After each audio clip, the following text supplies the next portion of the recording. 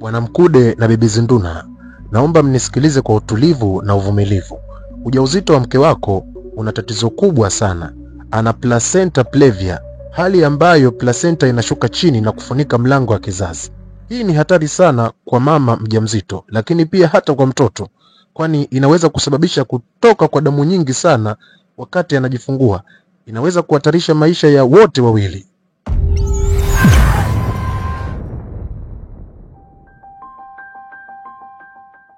Katika hali kama hii, njia pekee ya kuhakikisha usalama ni upasuaji wa dharura wa kumtoa mtoto kabla hali haijawa mbaya zaidi. Hata hivyo, hiyo sio operation ya kawaida. Inahitaji vifaa maalum, damu ya akiba kwa ajili ya mama na timu ya madaktari bingwa wa upasuaji wa uzazi. Gharama yake itakuwa ni shilingi milioni 5.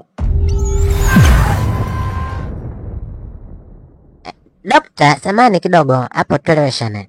Kwa hiyo hela hiyo anayotakiwa kulipa nani? Mimi au wewe? Mkude, maneno nayoongea mengine uangalie sehemu za hizi, sehemu za hatari. Ama daktari wanataka ongea nao vizuri, mtu asije kupiga msindano wa sumu kaenda kufia mbali. Sasa unavyosema yeye alipe hiyo hela, yeye ndo kala kitobo sukari, yeye ndo kanchapa na mkia mweusi hadi atoe hiyo hela. Wewe ndo mwenye mimba, ndo inabidi ujue unafanyaje, napatikana vipi milioni 5 mimi nitibiwe, nitoe placenta previa. Dokta, yani mimi hapa nataka sijui hata tunafanyaje. Kwa hiyo isipotolewa hiyo ndo nakufa. Hapana, hautakufa, ila tu utalazwa mahali pema peponi. Vizuri sana dokta wangu, umemjibu fyede. Nimefurahishwa sana na majibu yako. Mtu kama huyo siku nyingine unamzibana uzazi kabisa, unamkandamizana mdole pale kwenye uzazi, kwa sababu watu hawezi kuongea wanaume wenye akili zao. Unaingilia maongezi kwa mpele, unaleta kishundo chako hapa.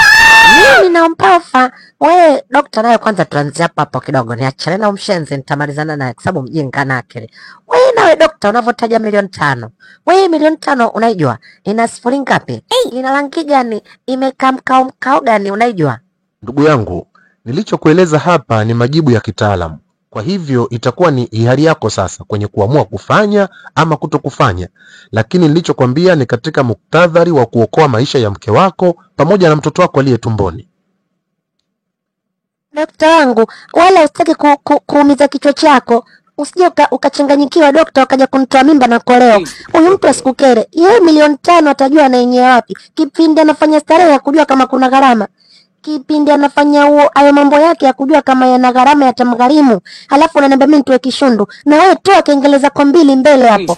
Dokta, mimi nakwambia huyu yeye niachie. Huyu mjinga mimi namuweza. Hiyo hela atajua anayenyea wapi. God have mercy upon us.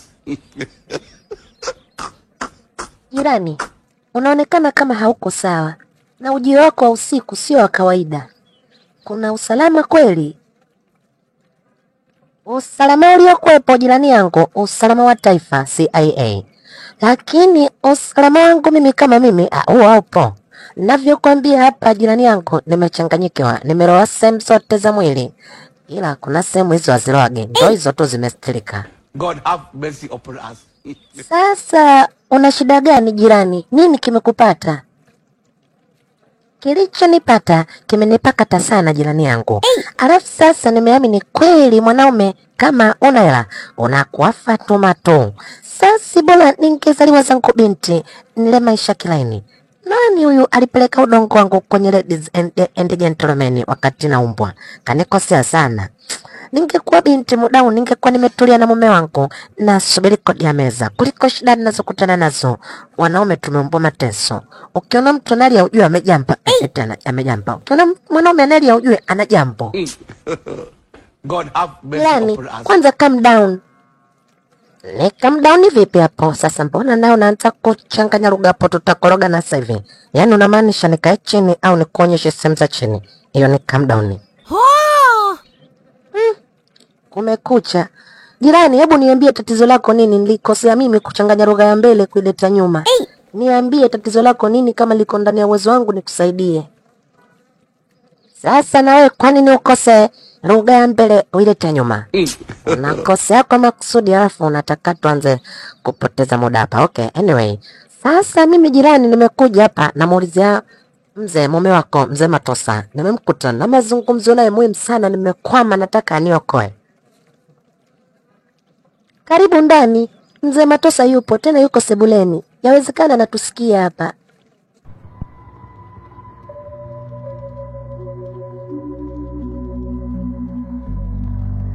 Kweli, ela mchezo wa shetani sana.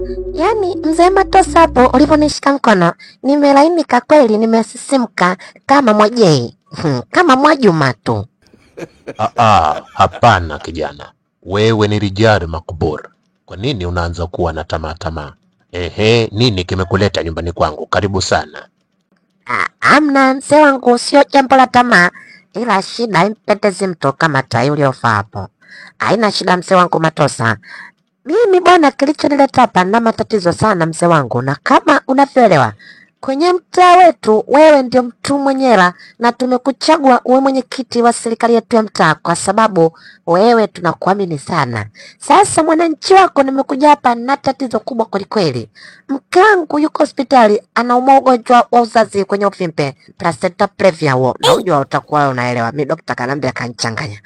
Ila kilichonileta hapa, daktari kasema nataka milioni 5 mke wangu aweze kufanywa upasuaji wa placenta previa. Kwa hiyo nimefika kwako mheshimiwa wangu, unisaidie, sina mali pengine pa kwenda. Mkude, milioni 5 ni hela nyingi sana, na wewe walijua hilo. Mimi nawezaje kutoa milioni 5 kwa ajili tu ya kukusaidia? Hili jambo halijakaa sawa. Labda nikusaidie 500,000 uende kutafuta mahali kwingine msaada uweze kumaliza tatizo lako. Mume wangu Matosa, mimi hili jambo limenigusa kwa namna moja ama nyingine. Kama unavyoelewa mume wangu, mimi na wewe hatuwezi tena kupata mtoto, na hili jambo ni la ujauzito, ni baraka ya Mungu amemshushia mwanamke mwenzangu. Kwa hivyo niliona si jambo jema kumwacha, ni vyema ukamuongezea kiasi cha pesa kwa ajili ya msaada. Ama kweli Mungu chibido, yaani kumbe nyinyi mna miela mingi hivyo alafu amna mtoto na amna uwezo wa kupata mtoto. Sasa mbona sisi maskini hatuna mpele wala nyuma, mitoto inakuja hiyo, wengine hatuna taratibu, hatuna hela, hatuelewi kinachoendelea hadi muda huu. Basi hapo tunaweza tukafanya jambo. Mimi niwape wazo. Wazo? Ni wazo lipi hilo bwana Mkude? Nisikilizeni kwa makini niwaambie mabosi zangu, sawa? Mimi unajua kwanza sina mpango wa kuwa na mtoto hadi muda huu. Mambo yalotokea yote bedi lake, bahati mbaya. Alafu mwanamke yule nilikuwa naye ndo analazimisha kuwa na mtoto, anasema umri unaenda. Sasa mimi kwa kuwa ndio baba wa mtoto, tupange mpinuke. Yule dokta mimi rafiki yangu sana. Kwa hiyo tutapanga mchezo, ikiwezekana mke wangu akijifungua yule mtoto, tupange njama nyinyi mnipe hela kidogo, tutaongea lakini hapo. Alafu tumwambie mtoto le kafa. Mtampera dokta, alafu mtanipera na mimi. Mtoto wangu nawauzia anakuwa wenu.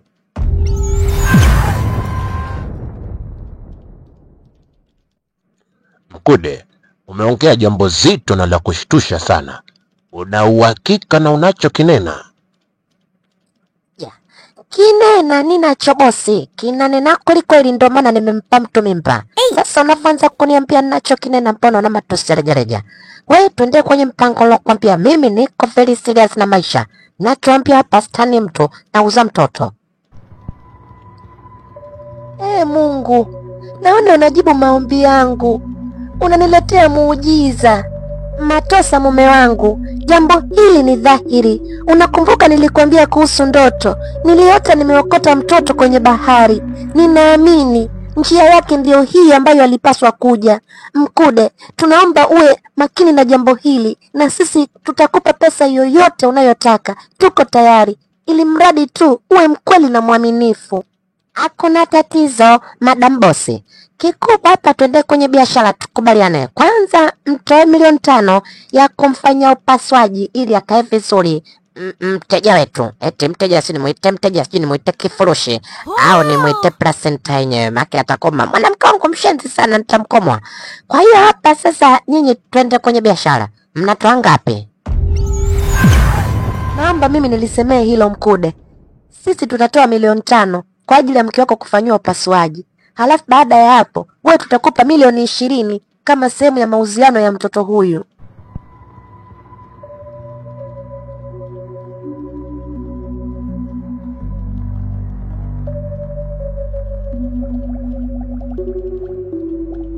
Ndugu zangu, hili naona kama halijakaa sawa. Hatuwezi kufanya mchezo huo. Mimi ni daktari, kazi yangu ni ya wito. Kwa hivyo kufanya mchezo wa kihuni kama huo, naona ni kujishushia heshima yangu, lakini zaidi ni kushusha pia heshima ya hospitali hii ambayo imefanya kazi kwa weledi kwa miaka mingi. Siwezi kufanya biashara ya kuuza mtoto. Dokta, tumefika hapa ili tuweze kuongea nawe vizuri. Kama kuna tatizo tuliweke sawa sawa. Malengo yetu wala sio mabaya dokta. Nataka ujue kitu kimoja. Kwenye hili jambo, kama utashirikiana na sisi vizuri, inawezekana ukaachana kabisa na kazi ya kuajiriwa, hata ukafungua hospitali yako binafsi, kwa maana ofa yangu ni nono kweli kweli. Dokta, tuheshimiane. Unajua, acha kujifanya una roho ya kiraia. Mimi ndio baba mwenye mtoto, nakwambia mtoto wangu kashazaliwa na muuza. Tushakubaliana na bosi hapa, na wewe tayari lako iko mkononi. Unataka kuleta ujinga, ucheleweshe mambo jenga. Wewe vipi? Mimi nishajiandaa kwa mzee wa zamani na mpa 45. Nishajichula na tatu nikenta ukota niko kwenye baa zote. Na vaile ninazeeka vibaya. Unataka kuniharibia mambo vipi dokta wangu? Wewe msikilize bosi hapo, anamaliza kila kitu. Si tunakaa tu kasi yetu kutumia mila. Wewe mtoto kwani wako hadi ujisikie uchungu kama umetoka leba. Mzee, labda mtafute namna nyingine, lakini kwa hili jambo lenu, hapana, mimi siwezi kushirikiana nanyi. Kijana wangu, nje ya mambo yote, ninaamini kuwa uhai wako ni kitu muhimu sana. Nawe ni mtu unayetegemewa na familia yako. Sasa sitaki nikupoteze. Mimi ni mzee Matosa. Mara nyingi nikisema jambo, huwa nataka litekelezeke. Kimsingi ni kwamba tutakupa milioni 10 kwa ajili ya kuifanya kazi hii, umetaka ama hukutaka. Lakini angalizo, kama utakataa pesa yangu na kwenda kinyume, kijana, ninakuonea huruma. Unaweza kupoteza maisha yako. Ni vyema ukashirikiana nami kutoka muda huu. Nadhani tangazo umelisikia dokta. Kwa makini sana, kwa sababu mimi ndo ninalompa haijawahi kutokea kwenye dunia hii. Naweza nikakukata viungo na kila kiungo na kitumia kwa matumizi yake. Pua nageuza ndazio, natafuta chai na inywea. Alafu shingo hiyo naifyeka na igeuza panga boila feni chumbani. Nashuka mwilini chini, nafika chini kabisa, na kutana na kenkele mbili, nazikata na geuza saa. Kwa makini dokta, kubali mpango wetu kabla tuja kujeruhi. Ila huyu msee naye mbona kaongea mambo magumu kweli, mambo ya kutoa na uwai. Sawa, nimekubaliana nanyi, lakini naomba mnihakikishie kuhusu usalama wangu na utunzaji mkubwa wa hii siri, kwa sababu kwa namna yoyote ile ikivuja nitawajibika. Dokta, ondoa mashaka kuhusu usalama wako. Ninakuahidi hakuna mtu yoyote atakayekuja kujua kuhusu jambo hili. Litakuwa ni siri baina yetu.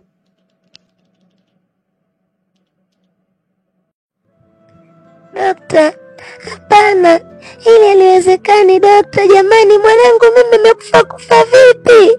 Mimi mwanangu mbona nilikuwa naye nimempakata na mbembeleza? Dokta, mbona mimi sielewi? Pole sana Zinduna. Kwa bahati mbaya ulipata tatizo la kupoteza fahamu, na ulipokuwa umepoteza fahamu tulikuwa tunafanya jitihada nyingi kukuhudumia, na ndipo mtoto wako alipoteza maisha. Ulipokuja kuamka baadaye, kila kitu kilikuwa kimeshakwisha. Kwa hivyo tuliona tukupe tu taarifa hii, japokuwa haikuwa wakati sahihi. Dokta, sikubaliani na wewe kwenye hili. Sikubaliani na wewe. Naomba nimuone mtoto wangu. Mtoto wangu yuko wapi? Hivi wewe mwanamke, wewe kichwani mwako zima kweli wewe? Unachoshindwa kukubaliana na dokta nini? Na kati dokta ndo mtaalamu mwenyewe mwenye vipimo vyake vya DNA. Ameshapima, anakwambia mtoto nimemuuza.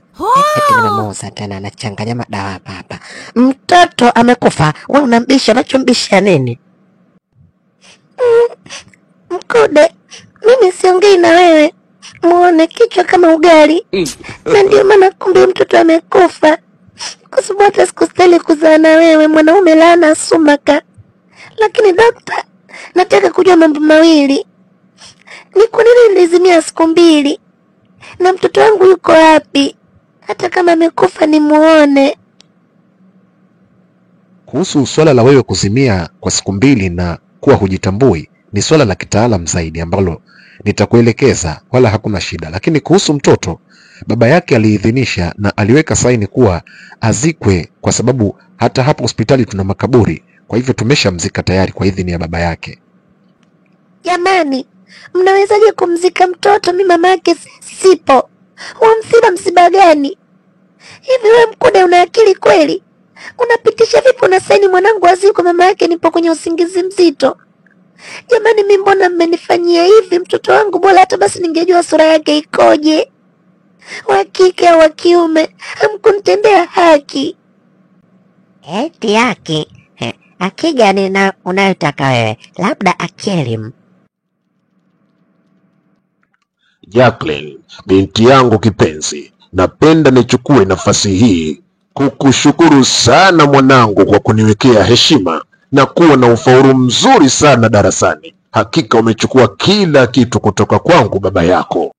Dad, thank you so much for everything. Nafanya kila kitu kwa ajili ya kuhakikisha nawaekea heshima wazazi wangu, muonekane mmezaa mtoto na kulea mtoto mwenye adabu na heshima. Mwanangu Jacqueline, mimi kama mama yako nina furaha kubwa sana kwa haya yote yanayotokea. Unatuheshimisha mwanangu, unatuvesha nguo. Naomba uwe na moyo huo huo, kwa sababu hata mtaani kila mtu mwanangu anakusifia kwa ukarimu na tabia yako nzuri ya kujali. Baba na mama, nawaahidi kufanya kila kitu kizuri kwa ajili ya kulinda heshima yenu. Natambua wazazi wangu mmenilea kwa upendo na mngetamani kupata heshima kupitia mimi. Nawapenda sana baba na mama yangu.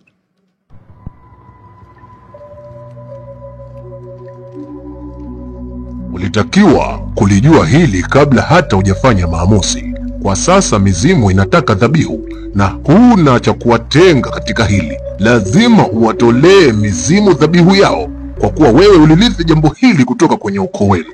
Usipofanya hivyo, kamwe huu ugonjwa unaoumwa hautaisha kamwe, na mtu pekee anayeweza kukufanya uondoke kwenye hili tatizo ni uzao wako wa pekee, na maanisha mtoto aliyelala kwenye pingili za mgongo wako, na ishara zinanionyesha mtoto wako yuko hai, naye ndiye mtu pekee anayeweza kukuondolea laana hii ya mizimu. Mganga, kila kitu kimeharibika kwenye maisha yangu. Tangu nimuuze mtoto wangu vitu vinanigeukia. Mke wangu amenikimbia Zindu na kaniacha peke yangu. Sasa naumwa ugonjwa wa ajabu sana na kila nikijaribu tiba siponi. Ndugu, na njia iliyosalia ni moja tu. Usipoweza kutoa dhabihu kwa mizimu, ni lazima utakufa. Umebakisha siku 7 za kuishi. Una kila sababu ya kumtafuta huyo binti kwa nguvu na juhudi zote, uweze kupata rehema yake ikuondoe kwenye hii laana.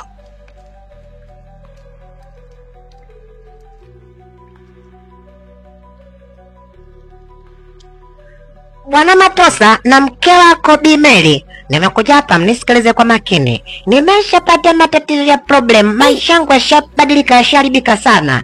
Kuna mambo ya kiuko yamenikaba, na kuanzia sasa hivi natakiwa nimpate mtoto wangu, nimmiliki mwenyewe, anipe baraka ili nisife. Sasa nimekuja hapa kwa ajili ya mazungumzo mafupi kidogo. Namtaka mtoto wangu, ila yenu mtanidai hiyo milioni 20 nitalipata taratibu. Nipeni mwanangu niondoke naye.